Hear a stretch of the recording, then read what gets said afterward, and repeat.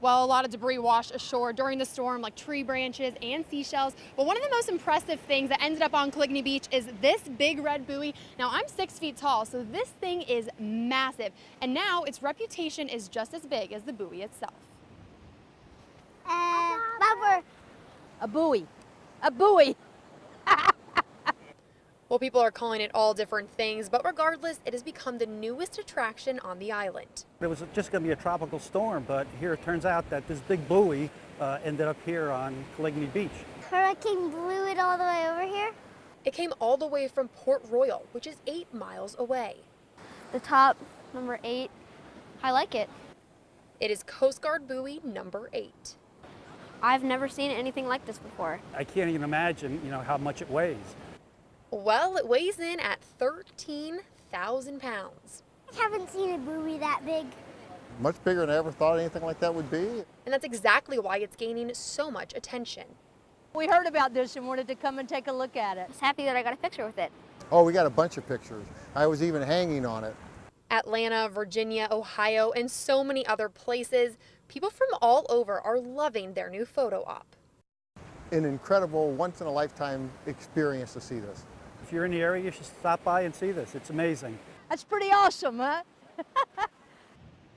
Well, you heard it from them. Come and see this and snap your photos while you can, because the Coast Guard does say this buoy could be gone by the end of the week, although nothing is decided quite yet. Reporting on Hilton Head tonight, Lauren Sinatra, WJCL 22 News.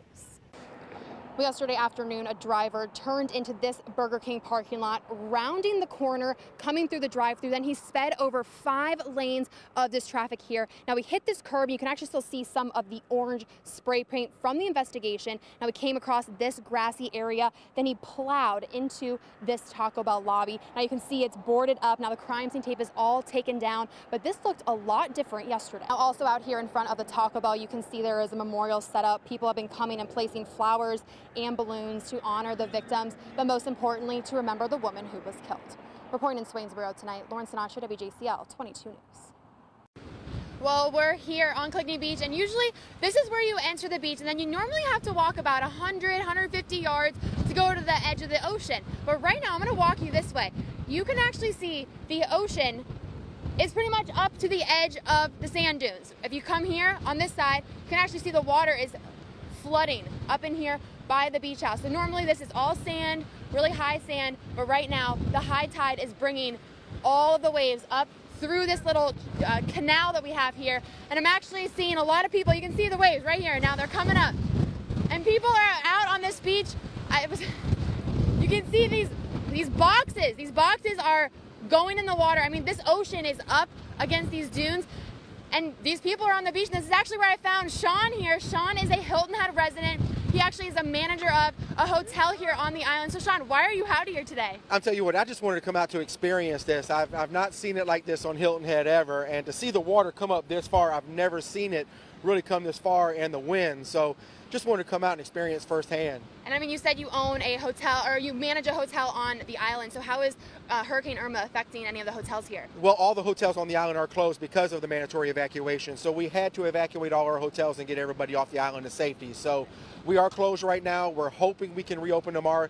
Just depends on the storm and what the Beaufort County Sheriff's Department and the governor wants to do. But we're hoping we can reopen tomorrow, but safety first for everybody. Of course. Thank you so much, and stay safe yourself. Thank you so much. Again, it is high tide here. 12:30 was high tide, and I mean, you can see these crates are just being pushed around the water. People are out here taking pictures.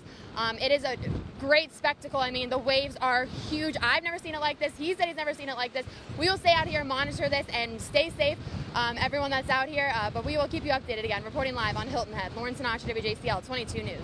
Well, Shannon and Dale, here are 21 police reports that people have filed for those car break-ins. Now, a majority of these police reports are coming from the White Oak and Live Oak areas here in Richmond Hill. It's also where police say that people are forming armed neighborhood watch groups, and it's causing a lot of concern. These kids are just one class here at Hilton Head Elementary who sat down and made cards for the people affected by Hurricane Harvey. Now, they drew pictures, they wrote kind words, but most importantly, these kids were able to connect with the victims.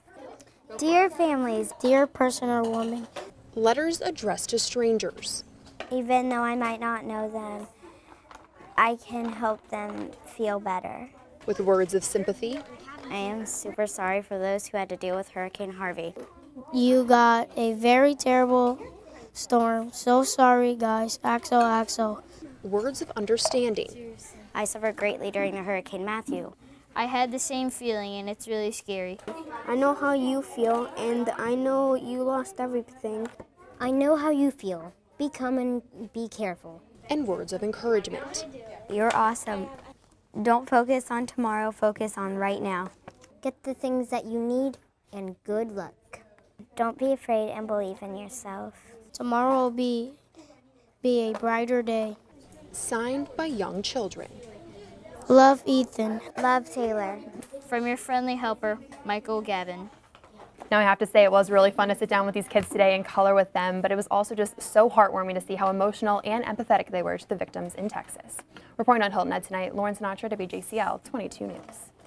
That's right, her name is Vinny, and she was a neighbor in this community until today when she was taken out of this pond behind the Old South apartments that she called home. It's a quiet neighborhood with just a few hundred residents, and Carrie Quinn is one of them. Because I have coffee every morning with Vinny.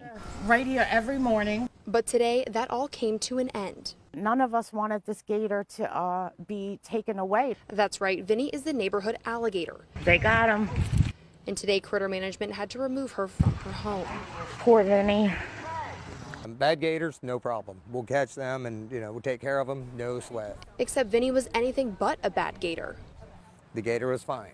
It's not a nuisance gator. Carrie even says her neighbor's chihuahua is scarier than the alligator. He hasn't done anything wrong to us. Another resident says she can't wrap her head around the situation. He's a part of the environment, and why shouldn't he be in his home? The answer is that one neighbor felt unsafe with Vinny living nearby and filed a complaint. I have empathy for that fear.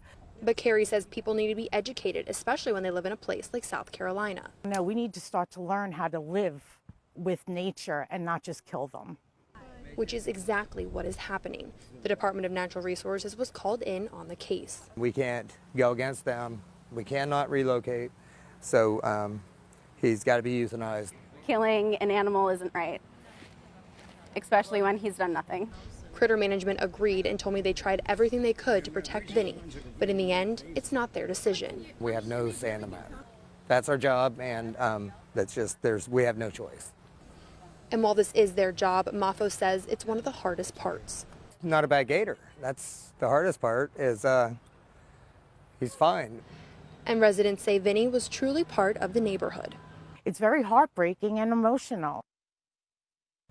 Well, Carrie Quinn said that she hopes to get a new coffee friend soon, but doesn't think any other alligator will match up to Vinny. She says she also fears that the next one to live in the pond might actually end up being a nuisance and causing problems. Reporting in Bluffton, Lauren Sinatra, WJCL 22 News.